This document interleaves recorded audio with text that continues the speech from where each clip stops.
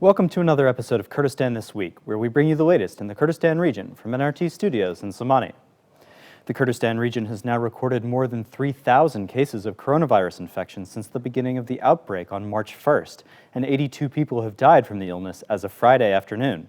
Somani was again the hardest hit governorate this week, and in response, the Kurdistan regional government is sending a $1.6 million allocation to fight the outbreak there. Meanwhile, officials in Erbil have shuttered the bazaars during the overnight hours and closed down the governorate's mosques.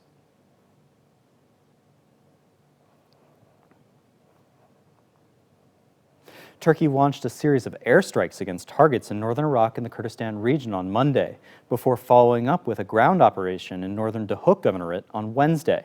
Several of the initial airstrikes early on Monday morning hit near refugee and IDP camps in Makmur and Mount Sinjar, respectively, sparking outrage in the streets and on social media, and bringing official condemnation from Baghdad. On Wednesday, a shepherd was killed in an airstrike in northern Erbil governorate, making him the first civilian casualty of the operation. Turkey has justified the cross-border operations as necessary to protect itself from attacks by the Kurdistan Workers' Party, or PKK, which is based in the Kurdistan region. The KRG, which has extensive political and economic ties with Ankara, has remained officially silent so far, although the Patriotic Union of Kurdistan has called on Baghdad to protect civilians.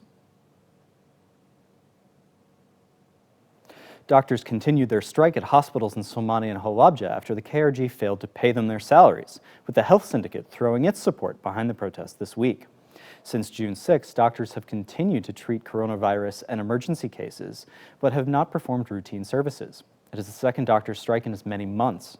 Employees at the Traffic Directorate in Somani also went on strike this week, saying that they had not been paid for 50 days, suggesting that frustration is growing in the region over the government's handling of the economy. The KRG is facing a severe cash shortage, which means it is in danger of failing to make payroll this month, unless Erbil can make a deal with Baghdad to restart budget transfers. The father of a young girl who was raped last year when she was 7 years old was arrested last Friday as part of what appears to be a pressure campaign to get him to drop a lawsuit against the alleged perpetrators. The case has drawn significant media attention for both the heinous nature of the crime as well as the dogged pursuit of justice by the child's family. Lukman Ismail was arrested on charges of violating Article 2 of the Communications Device Misuse Law, which is often used by the government and the parties to pressure journalists and critics. The three alleged perpetrators abducted and raped the girl in Erbil in April 2019. They were briefly arrested last spring, along with two accomplices, but were quickly released on bail by the authorities. After being freed, they reportedly attempted to abduct the girl a second time.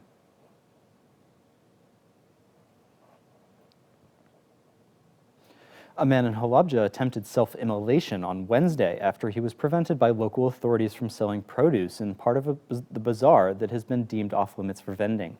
The man said he needed the work to provide for himself and his family. During the incident, which was caught on video, he was prevented from self-immolating by several bystanders who led him and his family away from the scene. Due to delays in the payment of government salaries and disruptions caused by the coronavirus outbreak, some people have been forced to take up additional jobs in the Kurdistan region's bazaars.